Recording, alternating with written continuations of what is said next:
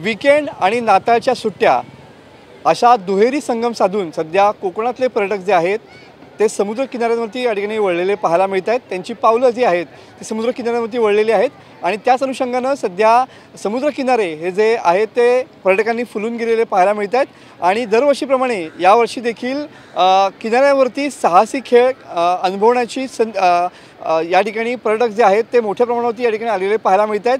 Jet ski असू दे, banana ride असू दे किंवा ड्रॅगनची राईड असू दे, अशा विविध राईड सध्या पर्यटक या ठिकाणी याचा आनंद लुटताना पाहायला मिळत आहेत। खऱ्या अर्थानं एक वेगळं थ्रिल आहे, वेगळा आनंद आहे आणि हाच अनुभव लुटण्यासाठी सध्या कोकणातल्या जे समुद्रकिनारे आहेत त्यांच्याकडे या ठिकाणी पर्यटकांची पावलं वळलेली पाहायला मिळत आहेत। आपल्यासोबत असंच एक कुटुंब आहे की जे पुण्यावरून आलेलं आहे। काय सांगशील, कसं वाटतंय फिलिंग आणि काय सध्या काय प्लॅनिंग आहे नाताळ सुट्टी संदर्भातलं? नमस्कार, माझं नाव ऋतिका साठे आणि हे माझे आई वडील।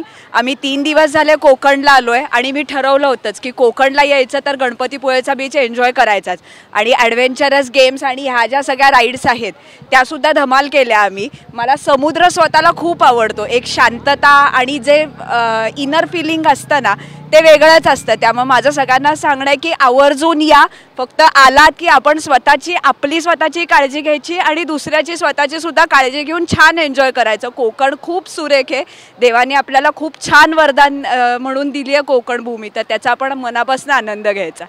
धन्यवाद। या ठिकाणी साहसी खेळासाठी तुम्ही आलात, काय सांगाल, कसं वाटलं थ्रिल अनुभवायला? खूपच छान। गेले 2-3 दिवस आम्ही रत्नागिरी असो, पावस असो हे करून गणपतीपुळ्याला आलो आहे। गणपतीचं देवाचं दर्शन घेतलं, ते पण छान वाटलं। खूप दिवसांनी आल्यामुळं खूप बदल, खूप हे आणि एक आपल्याला चांगलं निसर्ग सौंदर्य मिळालं आहे, त्याचा आपण छान आनंद घेऊया, दुसऱ्यांना पण आनंद घेऊ द्या। निसर्गाचं रक्षण करा, कचरा वगैरेचं पण करू नका, कारण का जेवढं आपण आपलं हे चांगलं ठेवेल तेवढं आपलं देश चांगला राहील, राज्य चांगलं राहील, आपलं गणपतीपुळे हे गाव पण छान राहील। तर सगळ्यांनी काळजी घ्या, ॲडव्हेंचरस गेम नीट छान एन्जॉय करा आणि मस्त धमाल करा। इयर एंडचं पण छान आता आलंय जोडून 31 डिसेंबर, त्याची पण मजा घ्या आणि सगळ्यांना पण मजा घेऊ द्या, हेच चांगलं आहे। थँक्यू टीव्ही फॅमिली होती। सध्या अशाच पद्धतीनं वेगवेगळ्या ठिकाणाहून पर्यटक जे आहेत ते कोकण किनारपट्टीवरती दाखल झालेले पाहायला मिळतात। या साहसी खेळाप्रमाणेच निसर्गाचाही आनंद घेण्यासाठी येवा कोकण आपलाच असा। कॅमेरामन समित गजनेसह मी मनोज लेले, TV9 मराठी, रत्नागिरी।